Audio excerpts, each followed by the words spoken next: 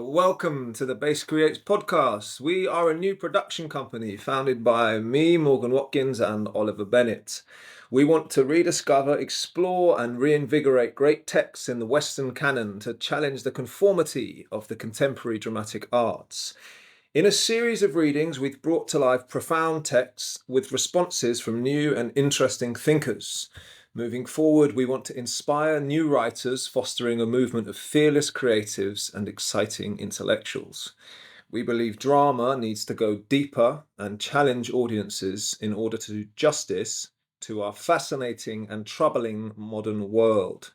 The Base Creates will celebrate excellence, depth, and vitality. Indeed, and today we are going to be talking about Goethe's Faust Part 1, which we performed at St Bartholomew the Great's church in London back in March of this year, 2024. And our speaker that day was Sebastian Milbank, who is with us here today to talk about Faust. Sebastian is a writer and executive editor of the Critic magazine. Thank you very much for joining us, Sebastian. Oh, hello, gentlemen, and thank you very much for having me on. A pleasure. Actually, I'm going to start with a question. What was your first thought when we approached you and asked you to respond to Goethe's Faust? It was, oh God, I'm going to have to read this. So you hadn't read it before? Were you No, aware of it? I was aware of it, but I confess I had never actually read it. It's one of those things, it sort of floats in the canon. And I think actually it's one of the things I think is so good about what you and Morgan are doing is it's sort of bringing audiences in contact with these canonical texts, which are almost so obvious we don't see them and we don't read them. Absolutely. I hadn't read it before either. No, neither have I. Great. I'm just going to give a little bit of background context about who Goethe was, and then a brief description of the play, so that we all everybody knows what we're talking about here. So Goethe himself, born in Frankfurt in 1749. It's almost impossible to summarize the diverse achievements of this complicated figure. He was a supremely gifted young man, a polymath who wrote many plays, novels, poems, as well as treatises on botany, anatomy, and colour. He was a key figure in this movement known as Weimar Classicism, which we could talk about later, but is an attempt to kind of a whole group of intellectuals and artists, often around Jena, who were trying to fuse Romanticism and Classicism. There's a Sturm und Drang movement within theatre. We can get on to those other thinkers of that period who are interesting. But Goethe was also a statesman in Weimar. He sat on war and highway commissions. He oversaw the reopening of silver mines. He implemented administrative reforms at the University of Jena. In literary terms, he became famous for his novel, The Sorrows of Young Werther, which notoriously activated a whole wave of imitation suicides across Germany. But his major work, which he continued to work on for 60 years of his very long life, was his version of the Faust myth. So what is Goethe's version? How does he sort of change this story, and in what directions does he take it? Very briefly, the play tells the story of a very gifted doctor and scholar, Dr. Faust, who, when we meet him at the beginning of the play, seems to be in a moment of extreme despair. And after nearly committing suicide, he meets and makes a wager with the demon Mephistopheles. The wager is, if Mephistopheles can give Faust an earthly experience so intense and pleasurable that he will cease to strive anymore, then Faust will give his soul to the devil. So they make the wager, and then Mephistopheles starts showing Faust the earthly delights. Pretty soon, Faust meets and falls in love with this humble girl, Gretchen. And in the course of a very intense seduction and relationship, Gretchen is brought to ruin. Her mother, her illegitimate child, and brother all die. She is sent to prison. And in this great tragic finale, Faust sees her in prison. He seems to realize that he's been the cause of this destruction. He tries to free her from prison. She refuses to go with him. And in the final words of the play, she seems to be pardoned by God. It's a huge, vast, rich text which invites many vast interpretations, some of which we're going to delve into today. The first question I wanted to ask, Sebastian, is why was Goethe so obsessed with this Faust story? Like, what did he seem to want to explore or do with this myth? Well, I mean, it's interesting to see why the Faust legend emerges and is so fascinating in the first place. So, you bear in mind, it's quite a late development. It's a sort of late medieval sort of folk tale, really, that becomes quite popular. And you have to think this comes at a time, you know, the Renaissance, the late Middle Ages, when scholars are becoming more independent of the church. There's a rise of the natural sciences, and there's also a rise in Hermeticism. You have your alchemies become quite popular, as well as astrology in royal courts. And I think there's a real sense of suspicion of these new, quite powerful scholars, and also of their kind of moral arrogance. So if you think about the other most famous Faust play, Marlowe's Faust, it's a straightforwardly, moralistic tale about how there is a scholar who is too proud, so proud that he makes a deal with the devil and then refuses to admit his own redemption. And Faust is absolutely the tragic sort of centre of that story in a very conventional way in Marlowe. Now, Goethe picks up the story and he keeps this quite conventional structure. So the plot, there are changes to the plot and there's a lot of interesting picaresque interludes that he adds. But there is actually a lot of continuity between traditional Faust stories, Marlowe, and this later Faust that Goethe produces. But some of the details and the moral of it are subtly inverted.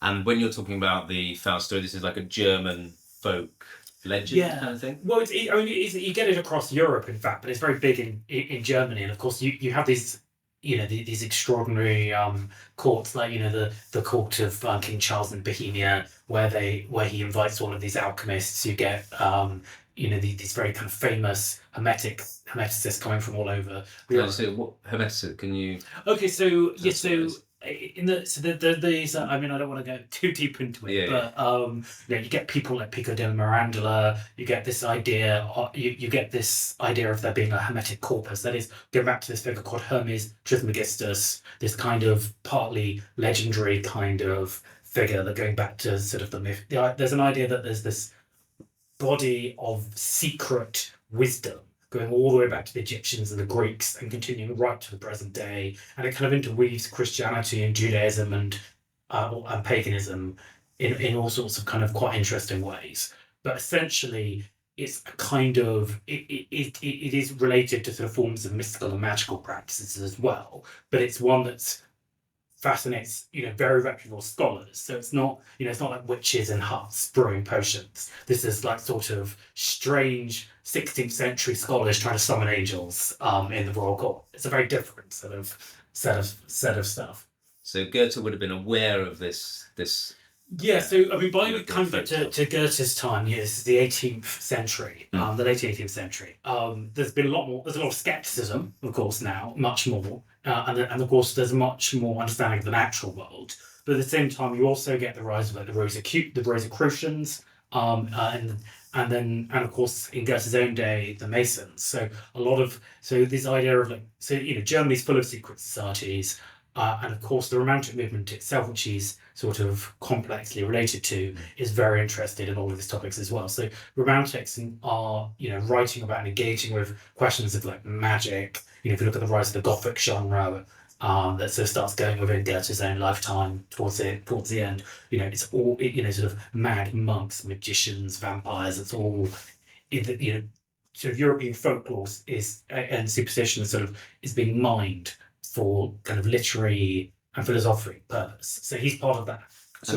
Sorry, go on. Yeah, I was just saying, when does the Romantic period begin, and who are the early sort of Romantics? Well, that's an incredibly involved question. So just to give a sense of what are we talking about here. So there's in the 18th century, when Goethe is starting out writing, there's this big revival of classicism often known as neoclassicism. You see this in art, in literature, And it's similar in some ways to the Renaissance, and that people are trying to go back to classical forms, but it's also related to modern forms of learning and rationalism. So, sort of Descartes is a very big thinker in this movement, and Kant's a very big part of it. It's basically this view. In some ways, it's a return to ancient wisdom, but it's also a strong belief in like the ability of human reason to reshape society. Mm-hmm. So that's classicism, but then closely and complexly linked to it is romanticism. And romanticism is in some ways seen as a counter-enlightenment, counter-rationalistic move, more linked to the idea of experience, more fascinated with the medieval, and also looking at natural sciences sometimes in a different way, so in a more vitalist way, which we'll get into. Yeah, no, we can get to that. So the figure of Faust, who we meet, actually not at the very beginning of the play, in the second scene of the play, but we'll come on to what the first scene is. You're saying he is from this tradition of almost like, can I say, like scientist magician who's trying to discover the secrets of the universe. And again, you have to understand that is no hard line between magic and science at this period in time. And really that boundary isn't set very firmly to the 19th century. And you have to imagine, I mean, first of all, scientific theory, there's all sorts of ideas about ether and sort of invisible forces, and of course those will return in physical sciences as for those who follow these such things. But the idea of magical practices are still associated with people working in the natural sciences, for quite late on, and you see this in works like Shelley's Frankenstein. Yes. So when people are trying to reflect on technological modernity, they reach for ideas about magic. So when we meet Faust, he seems to have got to the end of what he can achieve through being like a magician scientist. Yeah. He can't find out anymore. He talks in these big opening monologues about how he's done everything. He's like read every book. He's tried to like synthesize all knowledge, and still he hasn't achieved. So a combination of this, we sort of arrive at the kind of end point of this process where he summons the Earth Spirit. Yes. And this kind of Earth Spirit is sort of presented as the ultimate natural mystery. It's like Mother Earth. It's sort of the world soul, or what the Germans would call the Weltgeist. It's this idea of a single, sort of intelligible world spirit, and he actually communicates with this spirit. So he achieves this pinnacle of science and magic, but it's incomprehensible. It denies he reaches the limit of what humans can do, and he can't know anymore. He can't achieve anymore. But this causes him despair because his soul is still restless. He's not content. So, and he's contemplating suicide. Yes. So he summons the Earth Spirit, and I remember there's lines, Morgan, who played Faust in the reading. There's lines between Faust and the Earth Spirit where he's almost wanting to be like equal with Earth Spirit, but the Earth Spirit is saying, "You do not comprehend me." Yeah. And Faust is totally thrown by that. He doesn't, almost like he can't accept that he is subordinate to the Earth Spirit. I think there's certainly an element of that, but I think more fundamentally he wants to know more and experience more and desire more. So there's a wish for mastery there, and the questions of power of this are really interesting. But I think it is more of a drive for knowledge and experience. So I think it's not that he's concerned about being subordinate. It's much more that he's concerned about being denied some form of knowledge that he feels his nature is fitted for. Right. Yeah, I think it's. You might have said this in the introduction, Ollie, but it's just worth being clear that we performed this in St Bart's Church in March. Yeah, in March. In what area would you say that in London? In Smithfield. Smithfield. So we performed this in St Bart's. To some people who are listening might have been there. It's an audience of about 104 seats. It's an old. It's like 1,000 years old, that church, isn't it? And Morgan played Faust, and Ollie played Mephistopheles. So it's So we I suppose because it was such a complicated piece, we decided that we'd have to do this one because it would take such prep that we wouldn't be able to kind of work with actors for that long and expect them to basically work for free. So me and Ollie took on these roles, and we found it needed. This is why I'm kind of interested in focusing on this beginning of the play, the first few scenes, because we found, didn't we, that it was much more complicated than we thought, like trying to work out where Faust was at, and then the wage with Mephistopheles that we'll get onto. But yeah, I mean, if listeners are just saying that there's romanticism, there's classicism, there's all this context, I mean, what if it feels dense, it's because it is dense. Yeah. And Goethe is this figure who's at the confluence of all of these intellectual trends, and he's very contrary. There are lots of, I was doing research on this, and there are lots of letters we have of Goethe's where he's being very contemptuous about all sorts of interpretations and receptions of his work, and they know it's not like that. And it's very hard to grasp, partly because he's such a polymath. He's combining so many different forms of learning, and he's also standing at the frontier of like these still changing categories and sort of new genres of thought and literature. So that he's very original, but he's also incredibly broad in what he does. So it's very hard to like pin it all down to one idea. Yeah. It is incredibly dense. I remember we would rehearse with Trilby on Zoom, and we'd schedule like a 2-hour rehearsal on Zoom, and we would have done like a page in like 10 lines. It was because it's. I mean, So it's a very, very dense piece. And what you're saying there, Sebastian, that seems quite clear to me that it's a kind of self-portrait. Oh, absolutely. Faust is Goethe, really, someone who's trying to synthesize all thought at that point in history, and it's nakedly autobiographical. Yeah. He's a troubled scholar trying to grasp the deep mysteries of reality. It's Goethe. Yeah. So then he having had this confrontation with the Earth Spirit, he then falls into despair. Yeah. He considers suicide. Interestingly, he's actually saved in the moment of suicide by hearing bells from a church. I think it's like springtime. He hears the spring bells, and he remembers. I think his memory is cast back to his childhood and times when he was listening to the bells, and he thinks, "Oh, I won't do it." And then he goes walking out amongst the crowd. He goes into the world. He decides, I need to go into the world. I've spent too long in my study. And he's actually visited in his study also by his protege, the scholar, his student called Wagner, who's a kind of satirical... who seems to be a little bit of a satire on overly scholarly people. Like Wagner's just like, I just want to study. I just want to learn from Faust. And it's almost like Goethe recognises, no, there is actually another element to true creative thinking, which is not just logic by rote. Like you need some other thing, and Wagner is portrayed as a very like ploddy kind of guy, right? Mm-hmm. But anyway, they go out into the world, and he starts meeting people. Interestingly, there's been a plague just before. Yes, and Faust and his father, Faust's father was a doctor. Yes, right? So Faust's father is a doctor. And all of these people, are, saying, "Oh, Master Faust, your father, he was so wonderful because he was this doctor that was attending people with the plague." But Faust says to Wagner, "Oh, no, don't you realise my father was going around killing people?"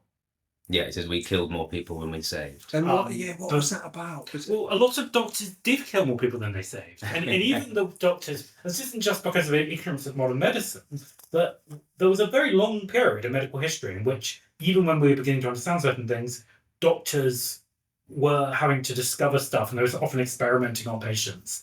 And the period at which you're better off seeing a doctor than not was probably quite a lot later than you would like to think in human history. It was not a good bet that a doctor might not make things worse. And there often was quite a degree of deception. And, and I think this is also a part of the frustration that, Faust is feeling that human knowledge is inadequate. Yes. And sort of morally compromised. Like, we don't really understand the nature of life. We kill more people than we save. Yeah. It was interesting performing it not long after COVID as well. We found like lots of these weird echoes. It was springtime when we were performing it. It was and after course, the plague. St Bartholomew the Great itself is attached to the hospital of St Bartholomew's. And he's also linked to Rahir and this plague saint. Yeah. So it's a very very rich place to do it, I thought. Yeah. And then I think is. We sort of what seems to be happening here organically is we're sort of working through the play, and jumping off to discussions. It feels very natural because I remember when we were working on it, it was these first few scenes that we had to crack to kind of know like where we're at, and there seemed to be a lot of like knotty stuff to set the play up intellectually, and then the play kind of goes on its trajectory of a kind of traditional tragedy. I just want to look at this like, because then Faust goes back into Faust sees a black poodle running around outside. He seems to have like flames coming from his paws. And the black poodle follows him home, and Faust says, "Oh, you can come in." And it turns into this demon Mephistopheles, right? Who's not actually the devil, but he is just a sort of servant of the devil. It's never completely clear, but in any case, Faust imprisons Mephistopheles in a pentagram. Yes. And refuses to release him until he makes a bargain. Yes, because he's so excited that he's got a demon. He's like instinctively recognizes this is a once in a lifetime opportunity, really, that he's got a demon with him in his room, and he thinks, I need to question him and get some information from him, right? Mm-hmm. They end up making this wager, which I remember finding extremely complicated, because it does seem to be that Goethe has changed the myth a little bit, and certainly changed the Marlowe version here, because it's not a simple like pact, I'll give you pleasure, I'll give you my soul kind of thing. It's not a straightforward. And that's what it is in Marlowe. That's what it is in Marlowe. Whereas there's something much more complicated dialectical going on in Goethe. So this is where his central subversion of the Faust myth. So this is nowhere in the mythology. Faust basically sort of creates it's quite folkloric. He tries to kind of basically create a deal that sort of traps, just as the devil's trapped in the pentagram, he tries to outwit Mephistopheles. So the way he does this is he says, you will give me pleasure, show me the world, show me knowledge, give me all of the things that I can ask for and that you can think of, youth, everything. And if at any moment I reach a point where I say, I'm so happy, I would be happy for this moment to continue forever and would ask for no more, and my soul cease to be restless, then you can have me, you can have my soul. But the interesting thing about this is, of course, superficially, like, it's never entirely made clear in the play if Mephistopheles does manage this.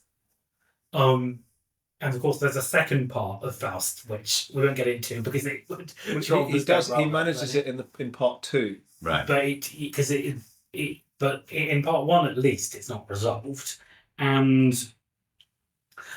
the thing that's quite tricky about this is, of course, if you think about it, is a kind of philosophical existential trap, because on the one hand, if Mephistopheles can't deliver, and he still remains restless, Faust is no worse off than he is, and perhaps a bit better off. But on the other hand, if Mephistopheles does manage it, well, Faust will have found what he's looking for. Yeah. And this is where it gets sort of complicated and philosophical. So in Nietzsche, there's this idea called the eternal recurrence of the same, which is basically this idea that there's this moment where you would say, I'm perfectly happy, I desire only this over and over and over again. And for Nietzsche, who is, is full of Schopenhauer, but rejects his nihilism. Nietzsche comes after? So Nietzsche is well after all Goethe. So Nietzsche, if anything, is influenced by Goethe. Right, cool. But basically, the reason I mention this is because for Nietzsche, this is sort of an alternative to paradise. It's a kind of materialistic, vitalistic account of sort of perfection, because the highest possibility for human beings, for Nietzsche, as a sort of vitalist materialist, is to live a life so perfect that you would only want that. So it's kind of like an earthly paradise. You attain a kind of moment of psychological transcendence whereby you desire only to be yourself within this moment and doing what you're doing forever. And in a sense, such a moment is kind of eternal because it perfectly wills itself. Now, I won't sort of dissect that too much further, but the reason this is relevant is because, in a sense, you could argue that that's what Faust is looking for, and perhaps what Goethe is looking for too. So that, in a sense, if Faust gets that, he doesn't need heaven and hell. So that's one of the implications of the play, that perhaps Faust is trying to outwit the entire kind of game of heaven and hell and traditional religion in the first place. Do you know what? I wish we'd spoken to you before we did the play, because we were struggling to sort of work this out. We were like, what exactly is the deal, and when do they? We couldn't quite get it. It wasn't quite clear exactly what it was, and when they would achieve it, or who would win what deal and what the deal. So we were just kind of. So but of course, I mean, bear in mind, this is all pre-Nietzsche, so it's having a somewhat different paradigm. So Goethe, so we'll get more into the classicist versus romanticist thing, but he's very close friends with sort of Schelling, who's considered the paradigmatic romantic, and he's somewhat ambiguous, but in a way, he's trying for something quite Epicurean with this formulation of this perfectly contented being. It's very stoic. It's very like a stoic Epicurean kind of vision. Can you just define Epicurean for us? So basically, there was this very old prototypical idea in Roman philosophy of materialism. So these people called these followers of the Greek Epicurus, and you have people like the Roman Lucretian. And what they basically say is they didn't really deny the gods, but they tend to say that they're just material forces, and that human beings perhaps don't have immortality. And they instead say that the highest form of wisdom is to live a perfectly balanced, contented, stoical life. And again, it's very related to the Stoics, but I won't get too deeply into that. But the point being that these ideas are there, and they may well have influenced Goethe. And so there's a sense in which Goethe, when he's talking about the soul being perfectly at rest, is describing this in a sense kind of quite rationalistic, materialist ideal.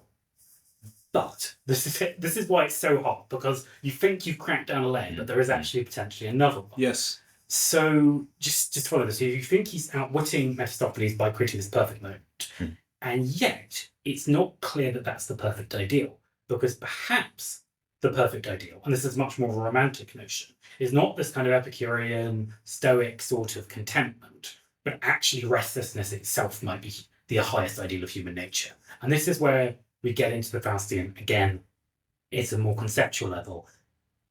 Perhaps the point is that he's going to defeat the devil by never being content. In a sense, it's a test of strength. His desire will always be greater than whatever can be given. And thus, his desire is really for the infinite.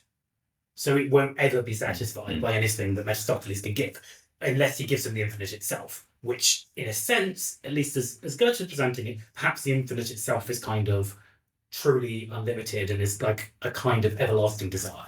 Yeah, this is so interesting. What became apparent as we studied it was that one was opening up more and more doors to more and more complex thoughts and questions, which I think was proof that it's like a masterwork, because I think that's what great texts do, is you keep drawing you in further and further. And we were struggling in a good way with these questions, and we would go through a passage and open it up and go, oh, and then what about this? And so when we were making cuts, because we obviously had to make cuts because it couldn't run at like four hours, right? And we were doing the bridge version, and then we even had to bring that down. But we would cut text, and I remember saying to Ollie, like, we don't even know what this bit's about yet. We can't get rid of it, and we just, but we had to. We had to be. Yeah. But it's so dense and so rich, and therefore is absolutely fascinating. And I'm really happy that we've reintroduced it in some small way to our little small circle, whatever our circles are. And I'll say these are both available interpretations. But Goethe himself was often resistant of interpretations of his work, and he would say, I mentioned this in my talk, he would say that his idea for a work of art, and this is again very romantic, they're kind of not open to didactic reduction. So in a sense, the perfect work would be completely ambiguous, and would speak to our emotion and spirit and arouse us.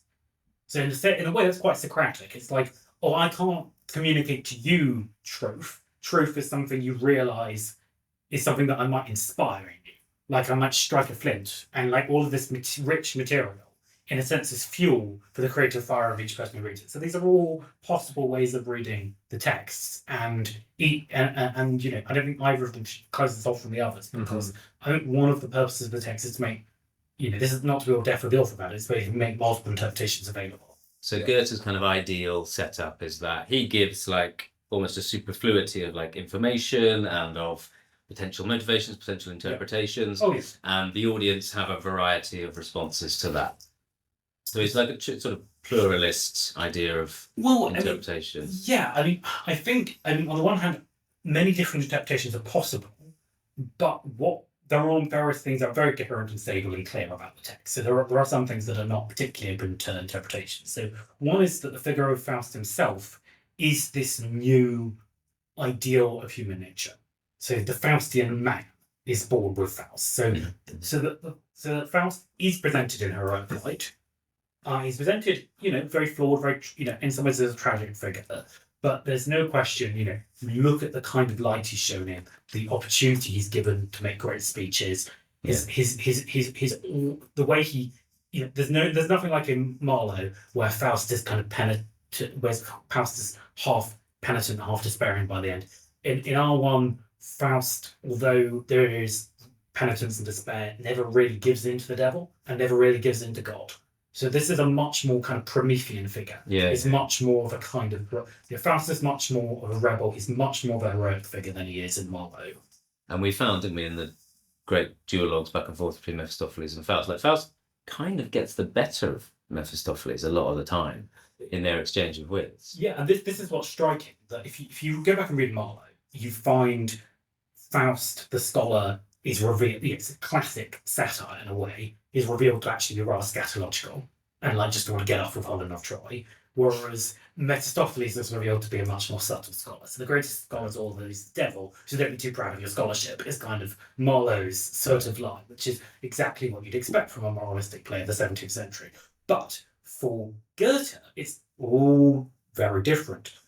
Mephistopheles, scatological, always dragging things down to earth, always trying to say, no, you're already just acting on your base desires. Whereas Faust is always trying to kind of elevate everything. He's always trying to kind of make everything a transcendent experience. And so we see, if you wanted to take a psychological reading, you would say, the sort of Mephistopheles is the kind of the sort of intrusive thoughts, the kind of the base desires and worldliness dragging the scholar down to earth and breaking apart, the id, if you were, breaking apart, and whereas Faust is all super ego. How do we transcend everything? And let's synthesize it.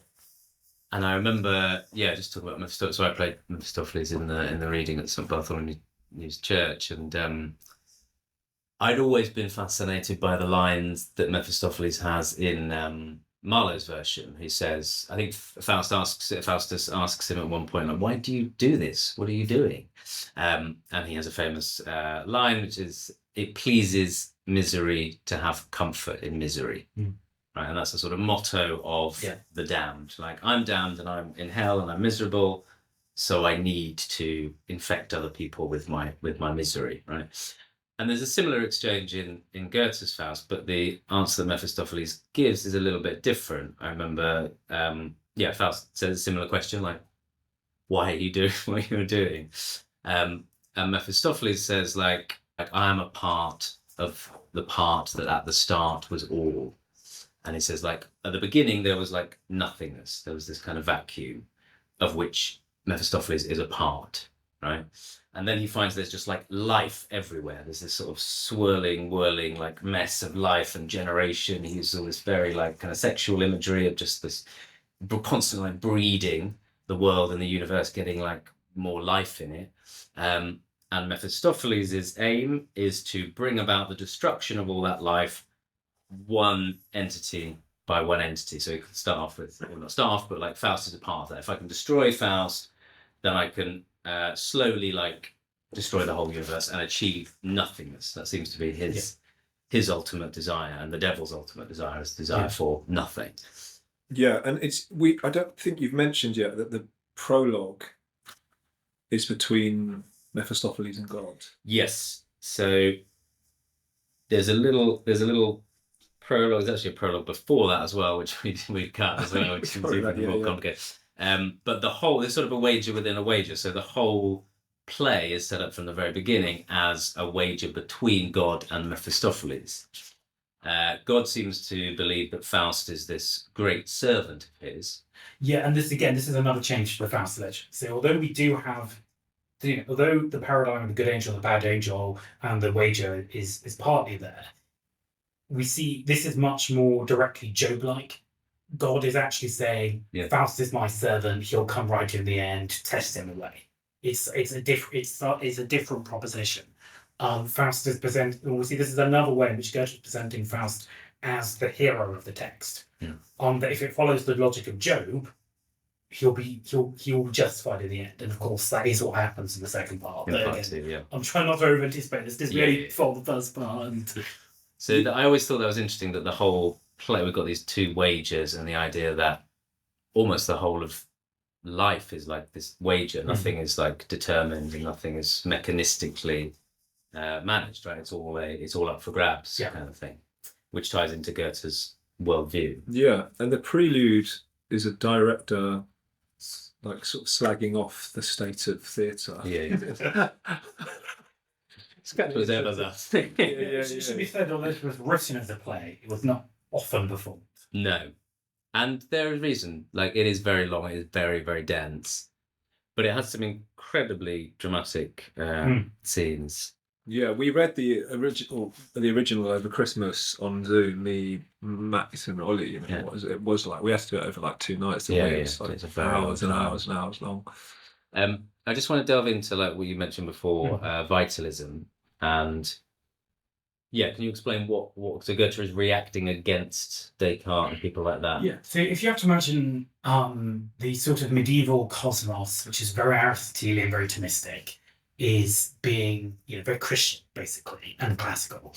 It is being transformed during the early modern period by a new, much more rationalistic side. So we see this in Descartes, who sort of presents this vision of kind of a single individual reasoning out the universe. We see it in Kant.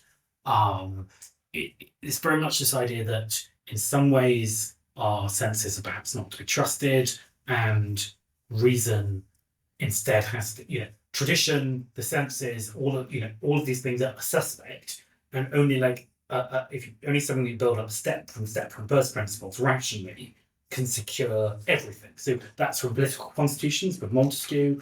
It's with the scientific. It's with the scientific and the observable world. It's with religious life. You see the rise of deism. It's this idea that reason uninflected by tradition and perhaps humanity can be sovereign. And this is also a very big factor in French politics in the French Revolution, which of course happens in Goethe's own lifetime. Yeah, this is sort of when this play's been written. When's the French Revolution? 1789? When did it sort of kick off? Yeah.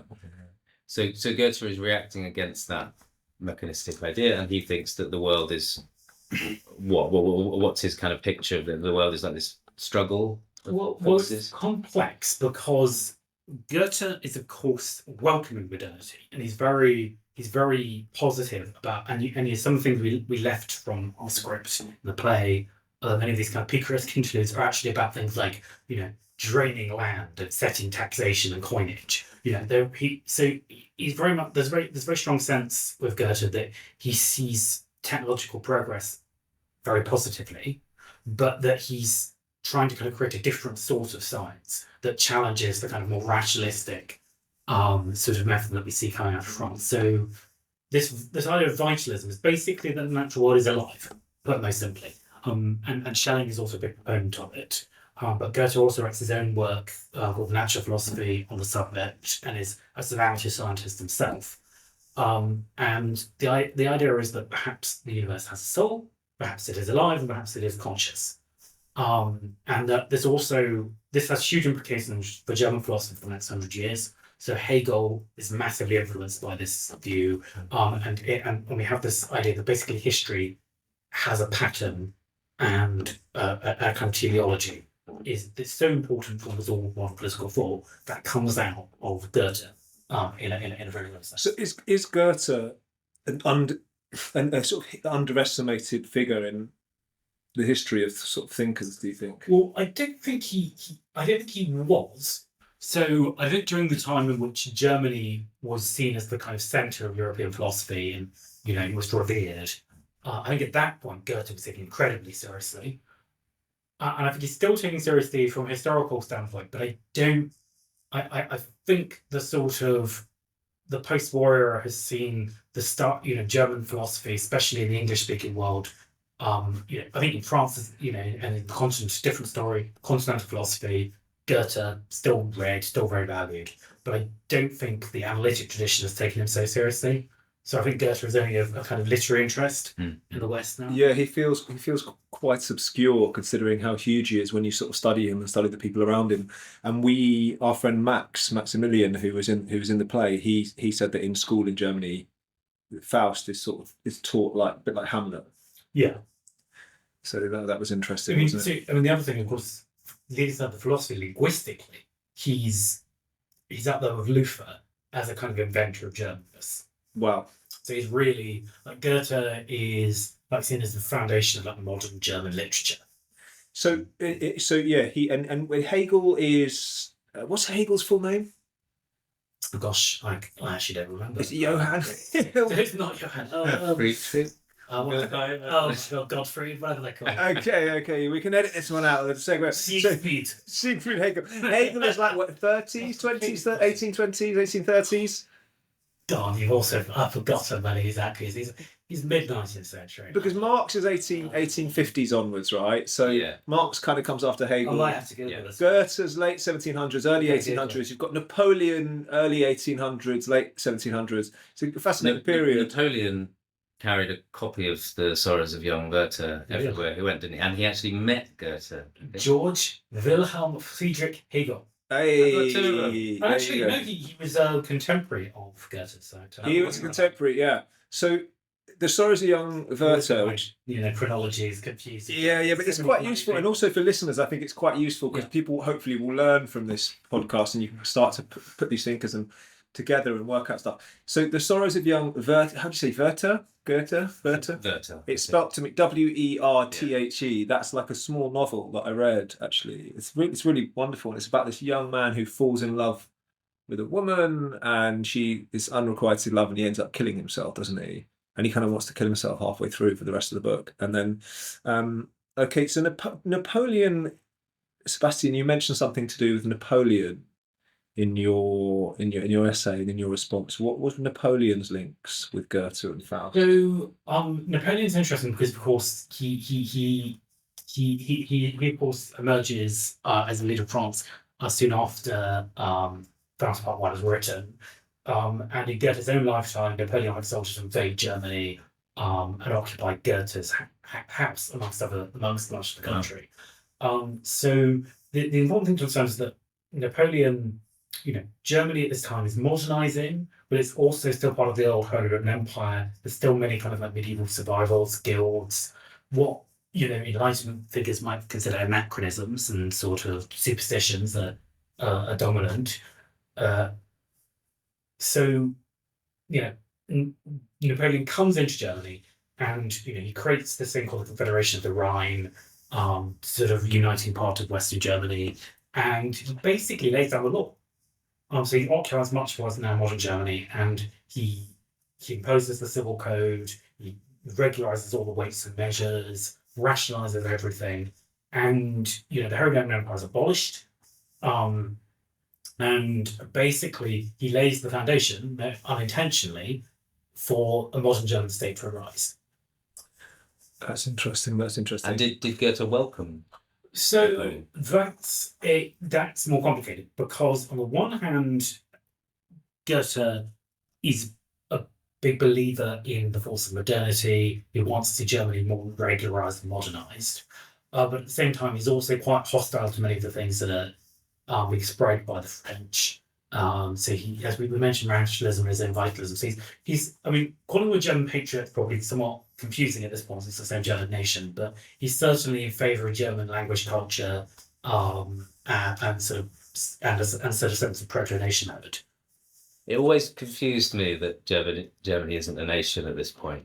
Yeah, I just find it it's 1870 Germany becomes a nation, right? Yeah. So basically, Prussia gradually unites what is now Germany, and that becomes, and of course you have German. So there's a big series of nationalist revolutions across Europe in the 1840s, and that's probably when the German nationhood's really coming up. People are already talking about it and thinking about like Germans more of a nation, more as having their own identity, and of course a sense of German exceptionalism can date all the way back to Luther, who gives it part of their linguistic and religious sense of identity. So would people like call themselves German? Oh, certainly. Yeah. Okay. But that just doesn't. But they also were divided up into like Saxons and Right. all the rest of it. So there were very strong regional identities, and then of course these princely states and bishoprics and things that were governing Germany as sort of a patchwork. And they were like independent, basically. They were independent. They were nominally under the Roman emperor, but it was quite a sort of diplomatic relationship. So there were imperial courts. So the Roman Empire had its own courts and currencies and all sorts of high positions and things, but it was much more like something like the contemporary European Union, but even weaker in some ways. So that there were these kind of bodies and courts you could appeal to, and they had some power, but it wasn't like a unified body. And the states within the empire would fight each other regularly. Right. I just want to touch on a figure we haven't spoken about because she's such an important character, but Gretchen, who Faust falls in love with.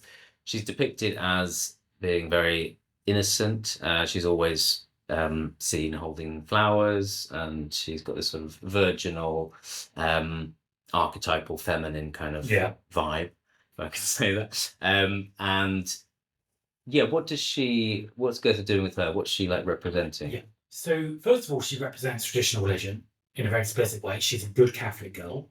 She refuses to escape prison. She accepts her fate, and she prays to God and the Virgin and is saved basically at the end.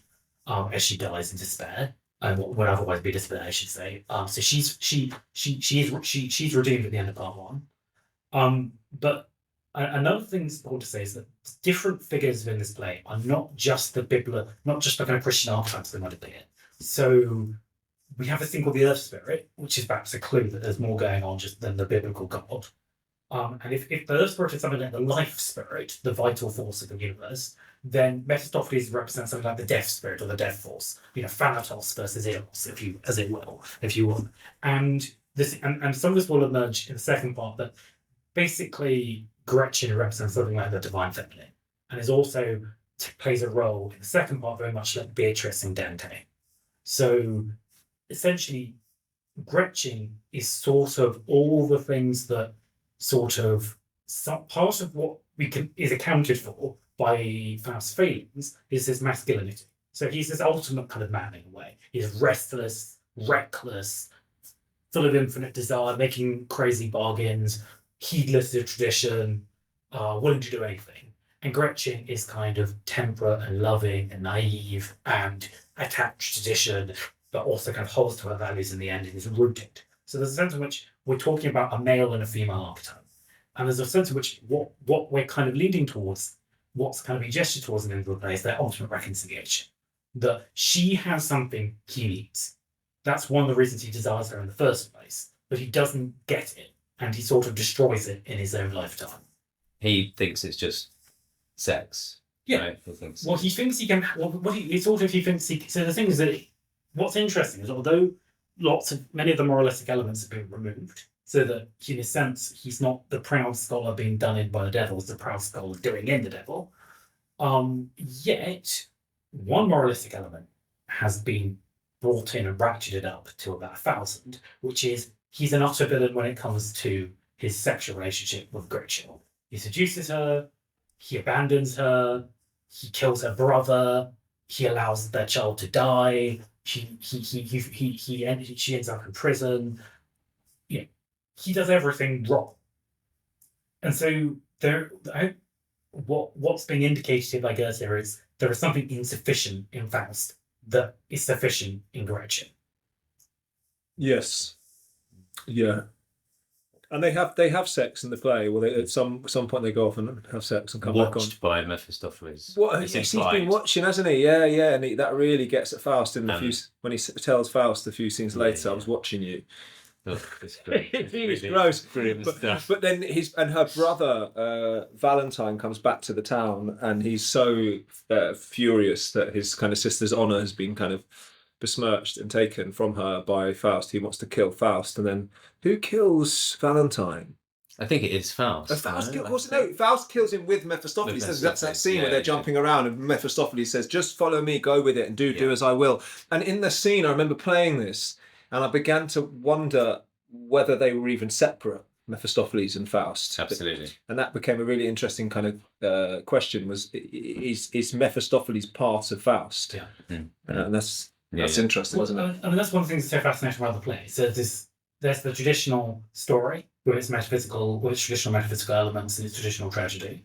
So we can sort of appreciate it at that level. Then there's this kind of vitalist parable in which you've got divine, feminine, masculine, life force and death force at war. But then there's also the psychological interpretation. You've got, perhaps these are kind of, perhaps Mephistopheles is like sort of his Mephistopheles representing elements of his own personality and his own thinking. And certainly the bits where he's like out in nature and the devil is quite literally distracting him, it feels very psychological. And again, this is one of the things that makes it such a modern novel, that it has this, as well as the traditional allegorical structure, it has this very dense psychological element.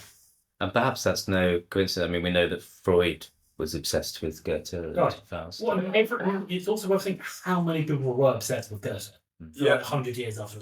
And you know the story about Jung. Do you know the story? Actually, yeah. So Jung believed that Goethe was his great grandfather, and he sort of I don't know how true it was, but that was Jung apparently believed that was true, and he loved Goethe as well. So it's a great little link.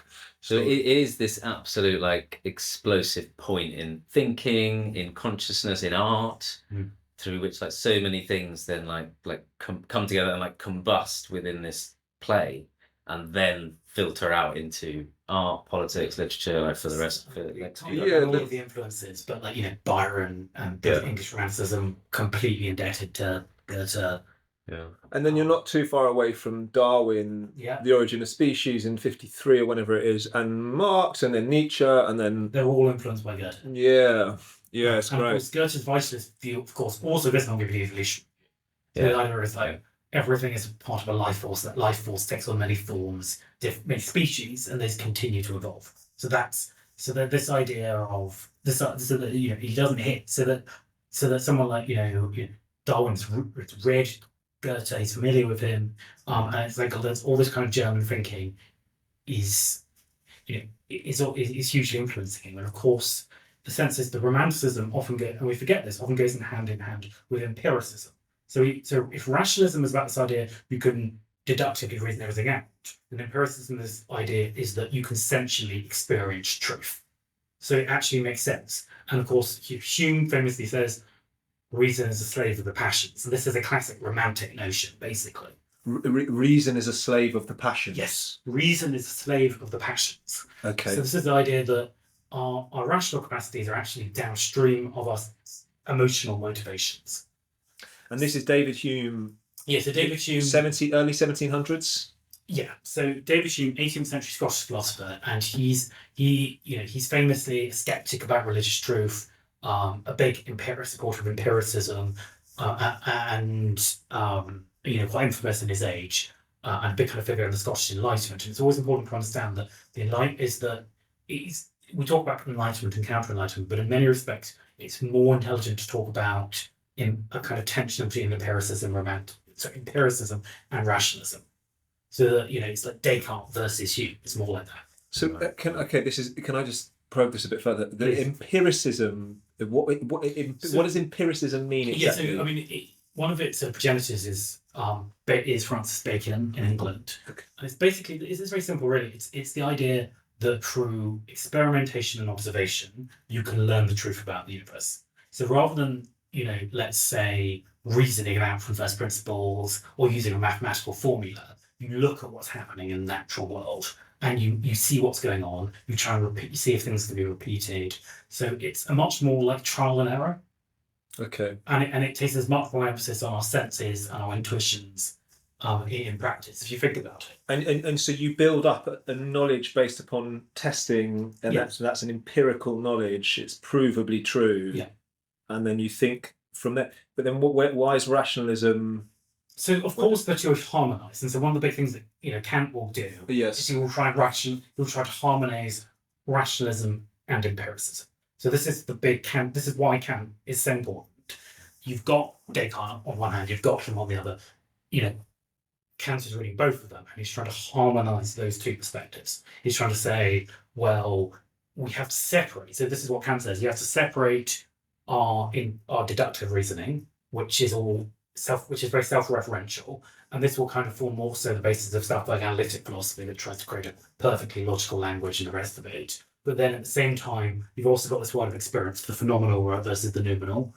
And in that sphere, observation and testing will tell you the truth. And then you sort of try and kind of synthesize the two, but in a way that keeps them somewhat separated. And this doesn't end the question at all, but it gives you some sense of like, you've got these potentially opposed elements forming scientific modernity. Yeah. And Goethe is at the centre of it. Right. He's at the centre of that tumult. So he will have read his Kant. Yeah, I mean, he read so much. It's easy to assume he did read things. Yeah. But I believe so. And he would be more on the empirical side? Well, that's the question, because there's certainly more rationalistic elements in him, but I would tend to think, he's more on the empirical side. So he's definitely leaning. You can definitely see in his thinking, the whole vitalist proposition. It's much more leaning towards the idea of we should embrace our senses, we should embrace our intuitions, we should embrace observation. What's the line that Plato has of the four different ways of the rational belief? It's the line the objective, the shadows, the object, the shadow. Do you know this stuff? I forget. Okay. It's really, I had to draw it down about 4 times, but it just there's some seems like there's similarities between these. So I know this is a lot to process. This is a lot. Amazing. This is amazing, Sebastian. But this is like we're going into deep philosophy, and you've got an incredible mind. So this is so wonderful for us. And yes, it's wonderful. I suppose drive it on into other areas. It's worth mentioning that some of our listeners will maybe know a lot of this stuff. Some people have no idea. So yeah, it's interesting because what we're trying to do in a way is in the dramatic world is bridge the kind of gap between this really interesting kind of academic philosophical world with dramatic arts and get people thinking again and studying again and asking these big questions and.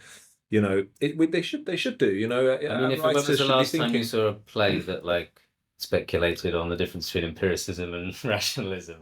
Well, Tom Stoppard, not long. Tom Stoppard used to try that, didn't he? Arcadia's very like that. I remember reading Arcadian. He's clearly wrestling with some of these sorts of things, but not much these days.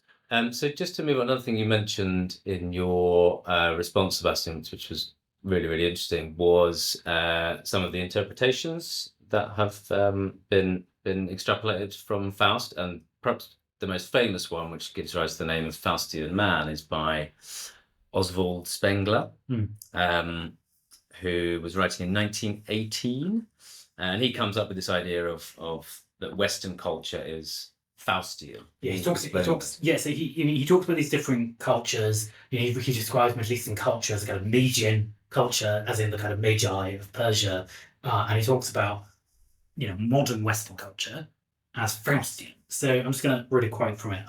The bent of the Faustian culture, therefore, was overpoweringly towards extension, political, economic, or spiritual. It overrode all geographical material bounds, sought of any practical object, merely for the symbol's own sake, to reach North Pole and South Pole. It ended by transforming the entire surface of the globe into a single colonial and economic system. Every thinker, from Meister Eckhart to Kant, willed to subject the phenomenal world to the assertive domination of the cognizing ego.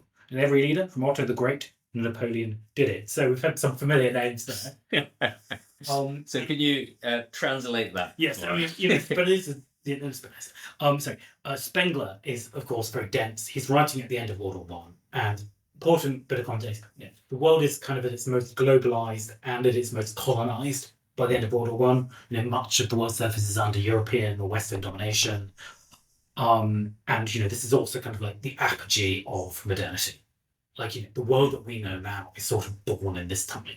And for Spengler, who is sort of a kind of political philosopher, very influenced by Nietzsche, very influenced by Goethe, who, and again, Faust, Goethe is mentioned throughout throughout his work. And this key book is The Decline of the West? The Decline of the West. Yeah, The Decline of the West. And he argues for a cyclical view of civilization in which different civilization states, as it were, big, great cultural entities rise and fall. So for him, he treats all of these Western colonial empires as part of a single civilizational culture, which he calls Faustian. And his argument is that it's about the refusal to recognize limit. So it's a desire for the universal, which is true of many civilizations, but it's a desire for the universal that is, in a sense, unlimited. And so it's a desire, as it were, for the infinite, realised through politics and through forms of material achievement like the sciences, the arts, economics. This is it. A refusal to recognise limit. And we see that in the character of Faust. This is why does Spengler pick on Faust? Well, it's precisely because Faust is this restless soul. He does a lot of stuff that seems kind of crazy and irrational and immoral, but if we think about what's the unifying factor in all of the crazy things that Faust does, is he's trying to be, like there's incredible language for it now on the internet. There's chads and cucks and virgins and all the rest of it. But this idea of the chad is very funny. It's this like very muscular kind of guy who's kind of also a bit crazy.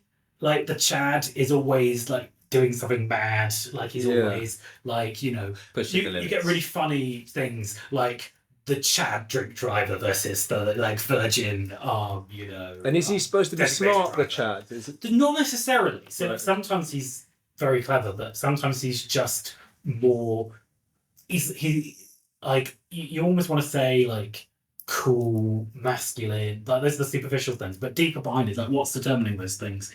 You see this like persistent, it's almost in a sense quite adolescent. And the reason I mentioned like an internet meme is in a sense Faust is a kind of eternal adolescent. Like what do like young restless men want? They want to throw off tradition, they want to achieve great things, they want to climb every mountain, they want to have sex with lots of women, they want recognition and fame, they want to achieve something new. Like all of these like very kind of intemperate adolescent urges are sort of like reified and sort of linked with kind of industrial technological modernity to create this new kind of modern hero, which is very big in the 19th and early 20th century, this sort of the kind of modern man with a capital M. And of course, as Spengler was it, Faustian Man. So what's the problem with the Faustian Man? Because it's Sounds great. He's the hero of many a Hollywood film. I've heard someone sort of describe the downfall of the West, and they were like, the problem is that the West is just unavoidable. Is the Faustian Man now? Yeah. And why would that go wrong? Is it? Yeah, I mean, I kind of got some ideas. But I'm just going to ask. Goethe himself gives us a quote. So Faustian Man ends up destroying the life of an innocent young girl because he disregards all traditional morality, and in the process he destroys an entire family. So he's reckless of other people's lives. If you think about that, what even in this paragraph is Spengler describing? He's talking about a single colonial economic system. No. What? I mean, I don't need to list some of the things that single colonial economic system did, but one thinks of the Belgian Congo, millions of people dead for exploitation, the sort of engineered famines, the opium wars, like you go on and on and on. Like this is Space travel. Very nasty things. Would space travel be Faustian? Oh yeah, super. That's very foul. That's very foul. That's that. Because there's not like a real purpose to it other than discovery. Because you can. Elon Musk is quite sort of Faustian and Promethean, isn't he? He's one of those sort of figures. Definitely. Yeah, but then I suppose space travel I kind of find fascinating. I really would love to. There's a huge ambiguity here, isn't there? Because all of these things they are progress, right? A lot of these things and they have a good side and they have a shadow, I guess, right? But like so many things that we take for granted have been achieved by Faustian Man. Would Spengler recognise that? Yeah, I mean, I think one of the ambiguities here is that we are dealing with different traditions of modernity. So this is a very German tradition of modernity, and of course it's one that's very influential in the Anglo-Saxon world as well. But if you look at, say, a different English tradition, you look at, say, the Benthamite utilitarian tradition, the Fabian tradition, you'd much more say progress is getting the greatest happiness for the greatest number. And it's like, you look at something like, in the same time that Spengler was writing, there was a global peace and disarmament movement. There were the heirs, the ancestors of our current sandal-wearing Green Party were in full force. Vegetarianism was on the rise. People were trying to be more, humane societies. People trying to reduce cruelty towards animals. So, there were, and this is, if you talk about progress and progressivism today, that's much more what people would assume you meant. This idea of ethical progress. Whereas this is a much moral more progress. Yeah, and of course that's not to say there isn't an idea of moral progress in Spengler, but I think there's much more of a sense of sort of pushing against the limits of heroism, of the reason we can do things like feed the millions of poor is because of heroic explorations of the limits of human knowledge. Yeah, can I make some cultural judgments of the modern world? Your Faustian analysis. So you see the high streets and so in a way you fed the world and you've kind of managed to alleviate poverty in loads of ways and comparatively speaking, but then you go to high streets in certain places and they've lost all sense of identity. There's no so they in pursuing all the limits, you've got JD Sport or JDB Sports, whatever it is, you've got all the shop. There's no identity anymore. You've kept going and you've lost who you were. When who you were might have been to be traditional and just marry your good Catholic girl. You've kind of gone out, you got really mixed, but then you've actually ended up with nothing because you haven't acknowledged the meaning of what you had. So is that the Faustian curse in a way? Oh yeah. Well, I mean, who are the Faustian men today? Is Andrew Tate's a Faustian man, but would you it's a pretty hollow performative existence, isn't it? In a kind of weird Romanian barn filming videos. Is he trying to apprehend penetrate the secrets of the universe though? He doesn't have Not really. scholarly. He does say the word perspicacious quite a lot. But again, I mean, you laugh, but Faust's quest leads him to, slopping around in the muck in the inn with, Mephistopheles grinding his nose in sort of his most base desires. Yeah, he does. So he does manage to sleep with Helen of Troy in part 2. In part 2, right? Yeah. So that's. I mean, it depends what you want to rate him for that or not. I don't know. It's up to you. Yeah. He manages to pull the big one off. This video, I show you how to score Helen of Troy. Yeah. I mean, it's yeah. I feel like comparing Tate and Faust is quite harsh on Faust. But I thought you could Tate for a moment. I know. Yeah. I mean, it depends how you think of things. But he does feel like he's wrestling with some great ideas as well, Faust, isn't he? And he is wrestling with that thing about can you separate the spirit from the animal? I remember that being quite a big thing when I was reading it. So we talk about it. I mean, I think one of the things that's really ambiguous in this is it has the classical form of a tragedy on the surface, but there are all sorts of elements where it seems like the tragedy is being defied or subverted. So it's certainly not a tragic comedy. There's very little comic. There's very little of the comic. I mean, there are comic interludes, but there's no kind of comic plot in there. There's no twist at the end of part 1, anyhow. So there's a sense in which, on one interpretation, of kind of quite Nietzschean one, you could say this is a kind of anti-tragedy. So the whole kind of logic of pagan tragedy is you're the subjective impersonal forces you can't fully control, your dignity and ability to realise in how you react to that situation. But the logic of the Faustian man in the face of tragedy is, well, if you can overcome certain material limits, if you can make yourself a god, maybe you don't have to have maybe tragedy doesn't have to be a tragedy. Maybe, Goethe, like Faust, he reverses the aging process. He kills off Gretchen, but then goes off and sleeps in Helen of Troy. Yeah, so maybe. So there's a sense in which this refusal of dependence is at the heart of what it is to be Faustian. If you think for most of human history, people had to recognise their dependence and vulnerability to either natural forces, society, tradition. The Faustian man is, in a sense, the person who says, "I'm going to overcome all of those. I'm going to be able to sort of be purely self-willed." Yeah, and there's I've become aware very recently of this other famous interpretation of the play, which is by this Marxist interpretation by Marshall Berman's book All That Is Solid Melts into Air in 19 1882, where he does see it as the kind of like model of the whole struggle of humanity on the road to modernity, right? And then at the beginning, Faust is kind of is struggling against tradition and a feudal society. Along comes Mephistopheles, and it's like only by embracing the evil force can you like ultimately achieve good and destroy the traditional structures that had previously bound society. Gretchen is, as you said, traditional humble Christianity, and she will not be kind of broken in that quest on modernity, right? And then in part two, Berman talks about how Faust and Mephistopheles start getting involved in like almost like state industry projects.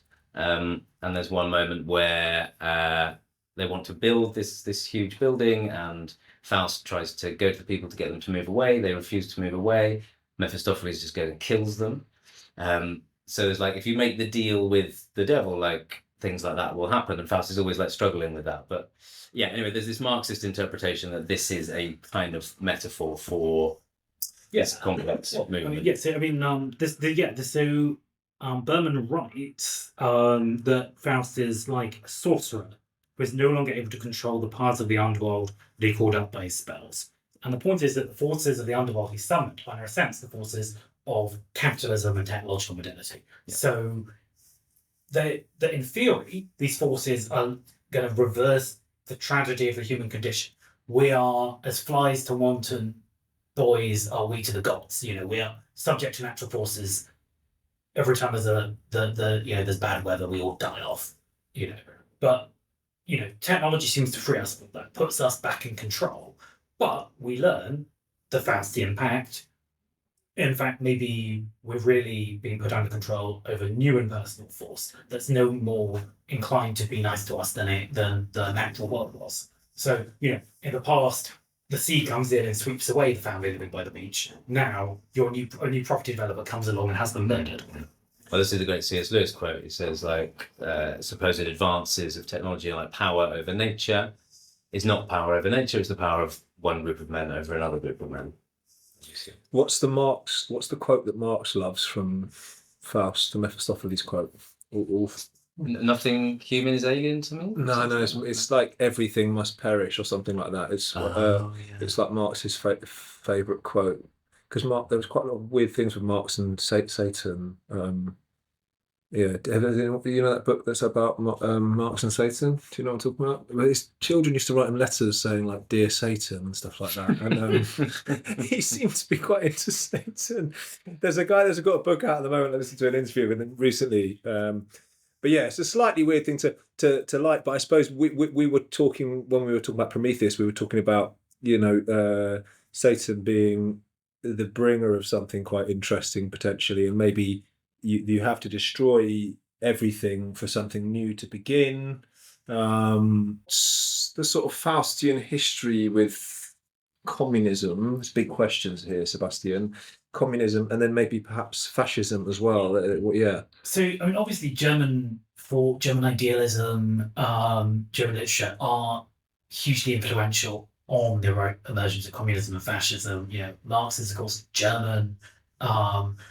Fascism, of course, although it is got a complicated history, arguably something like National Socialism is a different ideology that's arriving in parallel with these developments in Italy. But basically, you have these modern totalitarian, ideological, very radical systems have much more to do than you might think with a figure like Faust. So the important thing to understand with Faust is because it's presenting a kind of modern hero, a sort of an idea of a figure who is heroic, but in relation not to traditional religion, not even traditional martial heroism, but a kind of hero who is a Promethean hero who is breaking the limits of what humans can be. So at the centre of both the extremes of communism and fascism is what I think is rather kind of nicely described in Civilization by Kenneth Clark as heroic materialism. So just to jump in on this, Kenneth Clark has this incredible documentary called Civilization, which I watched last year. It's absolutely brilliant. I think it's on iPlayer now. It's definitely on YouTube, and I just recommend it to anyone. It's kind of history of Europe throughout, basically. Yeah, it's like a 10-part. It's so good. Anyway, That's wonderful. But So he's the term Michelin. Of course, he's talking about the 20th century. He's talking about this kind of this idea of this point at which we pass some kind of tipping point around the 19th century. The scale of what we can do in terms of reshaping our environment has entered a new phase. We can, modern medicine is allowing us to extend the human lifespan. Modern engineering is allowing us to completely remake the world. Modern transportation is allowing us to shorten travel distances to nothing. And communication is becoming instantaneous. And it's in this period which totalitarianism, as we now call it, emerges. These, you have to understand, we now think of them as perhaps regressive or extreme ideologies, but at the time they were seen as progressive. And there was a huge amount of overlap between liberal and Western thinkers of a quite mainstream sort, and these now what we consider extreme ideologies. So a lot of people in Britain, for example, looked on societies like Nazi Germany and the Soviet Union during the 1930s with admiration, and therefore these are more modern societies that are the wave of the future. And a big part of that was this kind of Faustian element, so that if you look at sort of Soviet propaganda, if you ever see these incredible banners, these kind of massive figures wielding hammers, this idea of the Stakhanovite worker, named after this, eponymous miner who gathered in sort of however many tons a day. This idea is that basically ordinary people could be transformed into these almost divine modern beings, this modern man, modern woman, who were sort of like saints, heroes, gods, who by transforming what are meant to be human, transforming the organization of human life and society through especially technology, would basically usher in a kind of utopia. So there was a real belief that if we could reshape human beings through education, through technology, we can create a kind of Superman. And that the Soviets believed it, the Germans believed it. These myths fade with time and disappointment, but they're very alive in the 20s and the 30s. It's not entirely untrue as well, though, is it? Like we could do more to create greater humans, but how do you impose that? Who decides? It's difficult, isn't it? Like, I sometimes feel like you could just get them doing Latin and Greek from 3 onwards. Yeah, I suppose it's like, when does that vision become utopian? What's the kind of tipping point? And this is the tension that you find with Prometheus as well as Faust. It's like, when do you say, oh, this is too far? And who are you to say? Yeah, who is anybody to make that mark? It's very seductive, this idea we're going to make a better human. And of course, I think it's really important to understand is, in a sense, this is also technology taking over from religion. So in the past, people knew how to make a better human. You follow the Bible. You live the life of a saint. You went into a monastery. The monks of old, if you've got Cluniac monks or something, they were trying to be like angels. Deification was right there in Christianity and Judaism and Islam too, for that matter. And modern ideologies, in a sense, picked up the baton, but tried to kind of, what's the phrase? Immanentize the eschaton.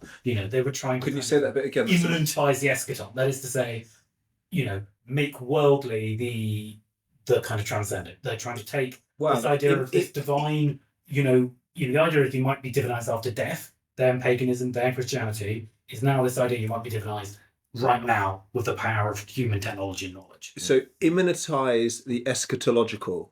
Yeah. So eschatology is a study of last things, the end, right? I didn't know that. The final days, yeah. And so there's this urge to make that happen right now. Right now, earthly paradise. Yeah. I'm a bit into it. Yeah, no, it is a tension. It's because I'm temperamentally anti-utopian and kind of quite against that, but then I also recognise, as you said, who am I to say what we are capable of? There's things that I wouldn't have thought that humans could do that we now take for granted. And I'd say the Bible does insert some of these things in you as well. It is a form of completely. Do this. You also have to anticipate it. And that's the thing, especially Christianity, it makes it all a lot less artistic. The Holy Spirit descends in Pentecost. Your sons and daughters will dream dreams. They'll have visions. They'll live out a divine life. And the saints do these things that seem impossible. They remain happy and cheerful and laughing as they get devoured by lions. Literally these kind of superhuman feats of endurance, which are often presented by St Paul, like the great pagan athletes who are called godlike. He describes these for women and children willingly going to their deaths for their religion. And that's one of the ways the pagan world's won over. So there is this sort of this heroic spiritually ambitious element of Western culture that's already there. So it's not being invented by anyone, but it takes on a more harsh and materialistic form, I think, as we reach the 20th century. And Goethe is kind of standing at the brink of all this. He's seeing it coming. But in a sense, what he does with Faust is so clever because he's investigating this thing. He's testing him, and in some ways finding him wanting. So he's playing with it. So you can read it very enthusiastically as an endorsement of the Faustian Man, but also a critique of him, or something perhaps in the middle. Yeah. It is, yeah, that's what I was thinking when you were speaking. It is very hard to imagine somebody watching Faust, particularly Faust Part 1, and thinking, yeah, this is my guy, this is the hero, I want to be like him, he's sexy, he's great, he's like... I mean, he kind of is as well. It was hard I was playing him, it was hard to find... like him so much, you know. Actually, like, dramaturgically, he has an odd relationship to the audience, doesn't he? Like Mephistopheles is way more like in on the audience, winking at them, saying, "Watch, I'm going to do this." He's quite antagonistic towards the audience. Yeah, Faust is weirdly feels quite remote in some ways because he's very abstracted. He's very desperate, I think, early on in the play. Yeah. Very desperate. Like he's very selfish. Incredibly selfish. Like, totally self-absorbed, ego. It's not very nice to Wagner. When he goes out and sees the common people, he doesn't like them. No. Right, and then he goes to the pub, and it's like, oh god, all these like the sort of normal plebs in the pub. He doesn't like them either. Yeah. Meets Gretchen, does think she's really sexy. Yeah. Incredibly sexy, and just wants to shag her. Can't quite do the Christian thing. Does shag her. Ruins that one. And then he goes off and there's that amazing mad scene with the witches, the Valpurgis night. We haven't even. I know, it's completely insane. But Mephistopheles takes monkeys as well. We had Evan playing the monkey, didn't we? That was he gets taken into the witches. I mean, that's actually before he falls in love with Gretchen, right? There's a possibility that he's taken some kind of love potion to make him fall in love with her. He's the witch first. But then Walpurgis Night is after he's been with Gretchen, do you remember? For sure, but when he sees the witch, he does give him a love potion. So she gets the love potion. And that's just before he sees... I think Mephistopheles has the scene when he's getting off with the Martha. Gretchen's like slightly older neighbour, Martha. It's very fun. It's very funny. Some of that was funny, actually. Yeah. It is a really funny play. And there's lots of mad set pieces. Like, he's obviously a very good dramatist. He knows how to like push... take things like really, really far dramaturgically and break up scenes in an interesting way. There's a bit where like Martha and Mephistopheles and Faust and Gretchen are both like seducing each other. And it's all like mixed together. I think there's an interesting way to do this play, but we'll talk about that another point. For sure. I mean, it's very rarely done in England specifically. I think in Germany, I think it's more like if you are a big director, you will eventually do Faust, and it'll be a huge production. There was an Icelandic production in this country, wasn't there? There was a touring Icelandic company in 2013, I think, that did something like that. That's still 11 years ago. But it is one of those things where either you need kind of like lots of very modern effects in stagecraft, or you need to do it on screen.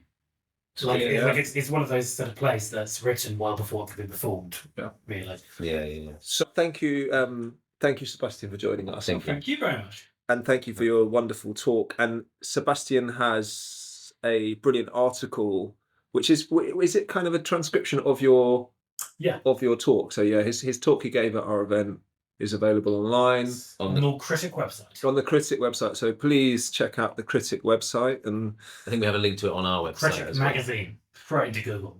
We'll try and put it in our notes under our podcast. We're not that good technically yet, but we'll say that's what we'll try and do.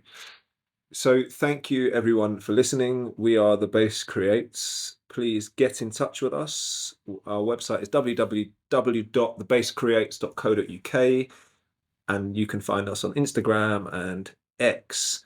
And we have a new writing competition coming up called the Agon, late August. So I think by the time this podcast's out, the deadline would have closed. So we'll be judging and choosing our final plays for the event. And we're doing all sorts. So please, if you're a writer, thinker, actor, director, anyone, get in touch with us and join a community, I suppose, of people coming together, trying to re-engage with a daring, dramatic spirit.